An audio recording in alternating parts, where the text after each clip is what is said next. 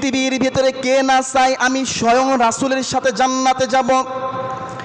একজন ব্যক্তি সালাত আদায় করে না, অথচ তার কাছে যদি শোনেন আল্লাহ যদি আপনাকে মৃত্যুবরণ করিয়ে দেয়, আপনি জান্নাতে যেতে চান নাকি জাহান্নামে যেতে চান? জীবনে কখনোর জন্য ভালো কাজ করে না, সালাত আদায় করে না, দান সদকা করে না, তারপরেও বলবে আমি জান্নাতের ভেতরে যেতে চাই।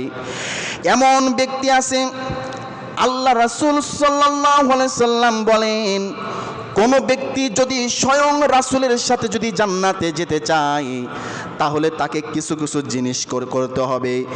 বারিয়া বিন কাফ রাদিয়াল্লাহু থেকে বর্ণিত, তিনি বলেন, আমরা একদিন আল্লাহ রাসূলের সাথে ছিলাম। আল্লাহ রাসূল বললেন, বারিয়া বিন কাফ তুমি আমার কাছ থেকে কিছু চেয়ে নাও। তিনি বললেন, আমি যেন জান্নাতে আপনার সাথে যেতে পারি। আল্লাহ রাসূল বললেন, এরপরে আরও তুমি